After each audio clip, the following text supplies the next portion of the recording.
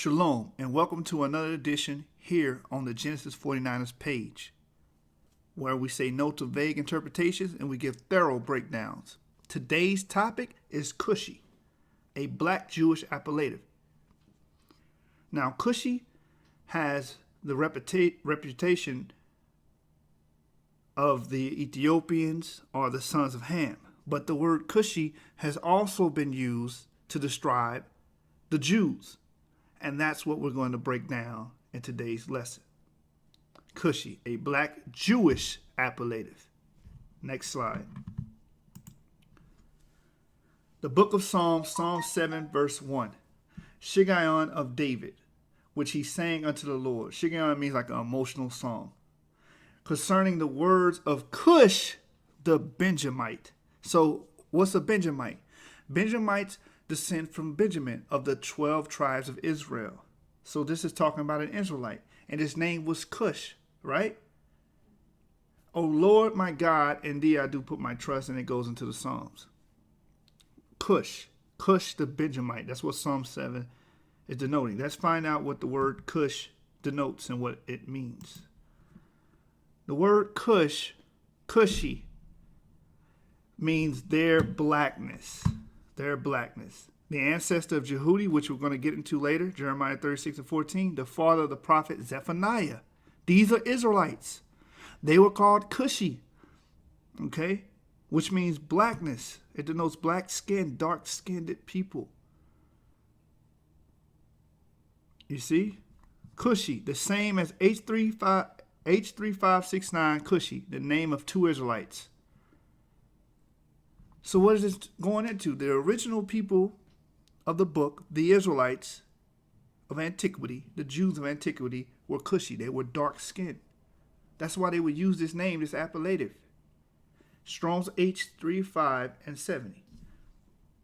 Next slide. Kish.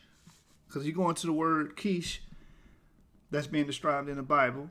If you go into a modern-day lexicon, they try to say Kish names means to be still or be strong or difficult. But we're going to go into what modern scholarship unveils about the name Kish. It says, modern commentators have also linked the name Cush with Saul based on the lexical and conceptual considerations. By orthographic imitation, Hensenberg has proposed to read Cush as Kish, the name of Saul's father. So Saul's father was Kish, and he's relating it to Cush. The title could therefore relate to a member of Kish's clan, namely Saul. The historical Psalms refer repeatedly to the moments of difficulty that David had encountered with Saul, and it is feasible to associate Psalm 7 to a problematic encounter between David and Saul. Slavovic argues that Cush in the Psalms title refers to Saul by connecting the psalm to the interaction between David and Saul at the cave of En-Gedi, 1 Samuel 24, 8-22. As the psalmist maintained his innocence, David too persisted in his blamelessness at En-Gedi. Saul, according to David, charged him falsely. In order to confirm his veracity, David calls upon God to judge between him and Saul. He further demands that Saul punish him if he could find him guilty of any crime. Saul, moved by his words, proclaims David's innocent and acquits him of any offense. 1 Samuel 24, 17-21. So you can see Cush and Kish are connected. Okay. Now they try to say Kish means difficult, and that's what the first scholar was saying. But Cush means black. So if Saul's father name was Kish, which is in connection with Cush, then it's safe to surmise that his father is related to being black, or his name denotes being black. Okay. And that comes from David in Distress, his portrait through the historical Psalms by Vivian L. Johnson, page 134, the Kish and Cush connection. Because a lot of scholars believe that Cush being referenced in Psalm 7 is talking about Saul. If that's so, then it's safe to assume that Saul was called Cush because of his dark skin. His father was called Kish because of his dark skin. Next slide. Zephaniah 1, verse 1. The word of the Lord which came upon Zephaniah the son of Kushi. Zephaniah's father was called Kushi, which denotes what? Blackness. This was a dark-skinned person.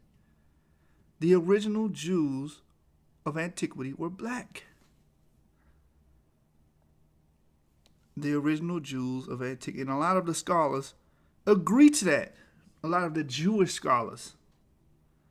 Maurice Finchberg, I believe, he wrote a work called The Antiquity of the Jews, or the Jew, or Who is the Jew? And he agreed to that. Stokely Carmichael broke it down and said that they were original Jews. J.R. Rogers, I'm a big fan of all of his work. He comes to that conclusion that the Negroid strand was in the Jews, okay, and they brought forth that wherever they went, like Russia, they brought the Negroid strand to Russia when they came to Russia, okay? So all of the scholars know that, but the layman doesn't have a clue about this information. And it's right there in the King James Version in their Bible. And no one's touching on this information. In the Christian Church, Catholic, Baptist denomination, nowhere. So Zephaniah 1:1 again, the word of the Lord which came unto Zephaniah, the son of Kushi. Kushi.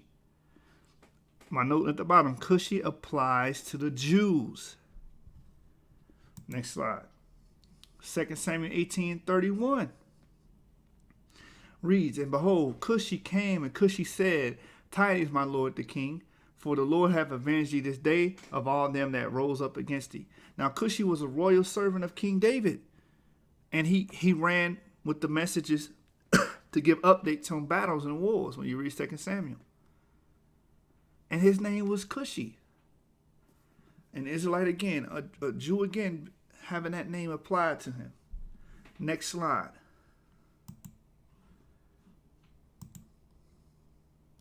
Jeremiah 36:14. It says, therefore all the princes sent Jehudi, the son of Nephaniah, the son of Shelemiah, the son of Cushi, and Baruch, the son of Cushi, the son of Cushi unto Baruch, saying, okay, so his great-grandfather was called Cushi. And we know this is a Jew. Why? What does Yehudi mean? Yehudi means Jew. Yehudi denotes a Jew. And that was his name, a Judite, somebody that comes from the tribe of Judah. Cushi applied to another Israelite. That's what we see here being exemplified in Jeremiah 36:14. Here's the Strongs. Jehudi, it says the same as H3064. And this is H3065. H3065 is Jehudi. It says Jehudi equals Jew. That's what it denotes. That's what it means. Jew. Son of Nephaniah, the servant of King Jehoiakim. Look, it says the same as H0364, Jehudi, an Israelite. He descends from a man named Cushi. And we know your nationality, your race, and who you are comes from your father's side. The seed comes from the father. He denotes and determines what race you are.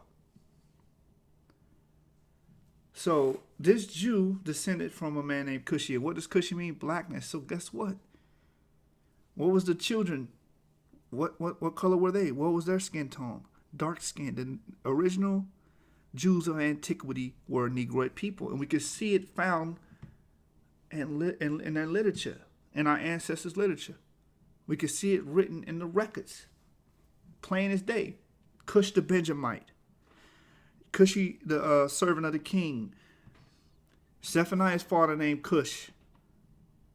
And then you have Jeremiah 36:14 exemplifying again. Yehudi, his great-grandfather was named Cushi.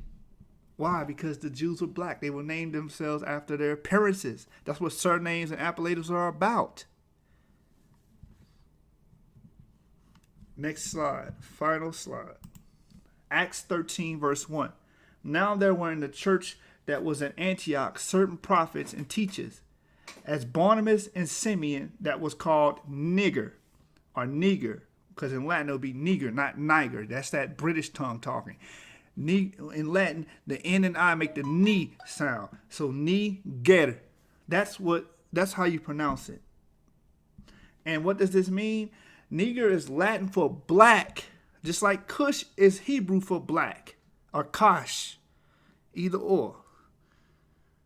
So Simeon was called, if this was in the Hebrew tongue, it would say Simeon was called Cush. So again, to bring the topic home, Kushi is a black Jewish appellative. It was used to describe Israelites. If it was translated all the way into English, all the scriptures would say black the Benjamite. This would say Simeon was called black. Okay, that's what it would say if it was translated all the way into colloquial English, right? Jeremiah 36:14 would say, therefore all the princes sent Jehudi, or the Judite, the son of Nethaniah, the son of Shelemiah, the son of black, or the black one. That's what we'll say in colloquial terms in modern English. Because Kushi is talking about blackness, or a black person. Okay? It's denoting skin tone, like we brought out earlier. Kushi equals their blackness. Strong's H3570. So with that, we've seen through the scriptures and different source material that I provided today, that Kushi is indeed a black Jewish appellative. It's not just talking about the Ethiopians or the ancient Ethiopians that's written of and recorded on the Table of Nations in Genesis 10. Okay, we understand that. So this proves that what? The Jews of antiquity were dark skinned. Show me the scripture where they were named anything else that would make you believe that they look like Caucasians. Show me. But I can show you these scriptures where you can clearly demonstrate Kushi being applied to the Jews. With that, I'm going to say shalom. I'm going to hope peace and blessings for all the brothers that are celebrating Passover.